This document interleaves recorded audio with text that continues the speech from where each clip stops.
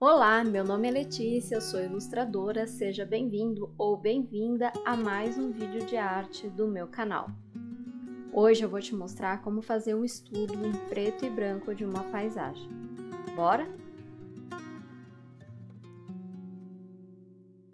Para esse projeto você vai precisar de papel 300 gramas para aquarela, tinta preta aquarela, pincéis número 8 e número 12, papel toalha, fita crepe de cola fraca, borracha e lápis. O primeiro passo é fazer algumas marcações no esboço geral do desenho. Aqui eu vou fazer uma paisagem que tem umas montanhas ao fundo. Vocês vão ver que tá bem fraquinho, mas é legal fazer assim, porque depois vai sumir tudo quando você trabalhar com a tinta em cima, então não fica a marca do grafite. Isso serve para paisagem, para qualquer outra coisa, então eu gosto de trabalhar com grafite bem fraquinho do jeito que tá aqui. Então tem um pasto na frente, depois vai ter uma casinha, e é isso, não precisa mais de muito na parte do grafite, porque o interessante, as texturas vêm depois com a própria pintura em aquarela. Na aquarela, o ideal é trabalhar do fundo para frente, do mais claro para o mais escuro. Então eu começo lá pelo fundo, pelo céu, que ele é bem mais aguado, com um degradê do alto até o horizonte, que vocês vão perceber que o horizonte, se você for olhar aí na sua casa mesmo, olha aí pela sua janela, vai ver que o horizonte sempre ele é mais claro, tende a ser mais quente do que o restante do céu. Na sequência, eu passo para as montanhas, que para reforçar a ideia de perspectiva, quanto mais longe, mais clara, quanto mais próximo vai escurecendo. Então essa primeira está numa tonalidade de cinza um pouco mais escura que o horizonte, porém a mais clara das três. Do meio, a gente aumenta um pouco essa pigmentação para dar um distanciamento. Ainda vocês vão ver que está aguado, tem uma certa transparência. E por último, aqui está mais próxima, numa tonalidade de cinza mais escuro, mas ainda assim percebem que não chega bem no preto, porque a gente vai precisar de contraste para as partes que estão vindo na frente. Todo o tempo, quando se faz paisagem, a gente tem que lidar com essa ideia de contraste e é sempre muito bom observar a natureza. Vejam essas diferenças aí, observando pela sua janela, saindo pelas ruas e também observando em fotos. Porém, tome cuidado para não pegar foto alterada digitalmente e confundir a gente e acabar estragando a perspectiva do nosso trabalho.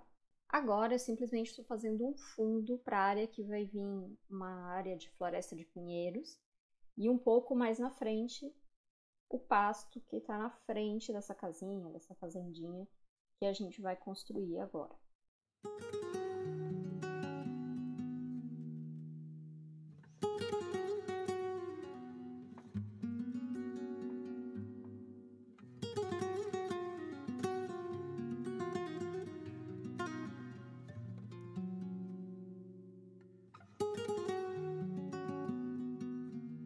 Depois que secou bem essa área de fundo, é que a gente vai começar a trabalhar os pinheiros por cima. É importante estar seco porque a gente vai vir com uma tinta agora mais densa, bastante pigmentada, com não tanta água. E se tiver molhado o fundo, vai espalhar e vai ficar borrado demais da conta. Se for o seu desejo, o desfoque, tudo bem.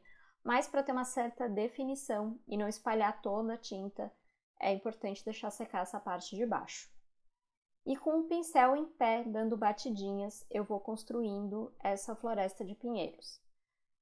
Repara que existe uma variação de altura e de textura para que fique um pouco mais natural, porque se a gente for olhar na natureza, nada é certinho, quadradinho, um do lado do outro, né? Então, prestem atenção nessa variação, nessa frequência, mas também cuidem para não ficar bagunçado demais, porque também, se for o extremo oposto, também dá um desconforto, não fica legal, a pintura vira uma bagunça e deixa de ser uma floresta de pinheiros. Terminada a área dos pinheiros, eu estou conectando um pouco essa parte de trás com o pasto que está na frente, com o pincel mais molhado e sujinho de tinta do que necessariamente com tinta. Então tá provocando uma graduação ali, uma espécie de um degradê que também vai ajudar a fazer essa ideia de perspectiva, reforçar essa perspectiva. Bem na parte da frente, embaixo da folha, eu já estou criando ali o primeiro plano, que é de arbustos, umas plantas. Percebam que esse estudo ele serve para ser feito em miniatura. Se você for fazer depois numa arte maior e colorida, então não precisa de muitos detalhes. A gente até faz alguma coisa, mas pode ver tem uma certa abstração, é só uma sugestão do que é. Então essa primeira parte, essa primeira frente aí mais escura também é um contraste para reforçar a perspectiva, né? Então, se o sol está iluminando lá o centro da nossa imagem, é muito provável que se tivesse todo esse campo aí de arbustos, provavelmente estaria mais escurecido que o centro lá do pasto aberto que está pegando o sol. Aqui nessa paisagem eu estou entendendo que a frente da casa está sombreada, então para também dar a sensação de profundidade na casa de 3D, essa parte da frente está sombreada. Com o pincel aberto, a gente já vai fazer uma textura no telhadinho ali para fazer uma sugestão de telha. Novamente, um pouco mais abstrato. A lateral da casa, que está um pouco mais iluminada, porém tem uma sombra ali do telhado, numa outra tonalidade de cinza, cuidando para não juntar todo com o pasto. A portinha na frente a gente faz tirando com a ponta do pincel limpa. Uns detalhezinhos com as janelas ali, o sombreado do telhado. E a casinha está pronta. Vamos colocar uma cerquinha, também é uma sugestão, alguns tracinhos com a ponta do pincel. Por isso que esse pincel redondo é tão bom para pintar aquarela, porque a gente tem várias texturas, várias espessuras de pintura com o mesmo pincel, né? A maior parte do tempo eu estou trabalhando com 8. O 12 é só para auxiliar, molhar a folha. A sombra que a casa projeta nesse campo. Mais algumas graminhas, uma textura. Você pode fazer à vontade nesse pasto, o que você achar melhor.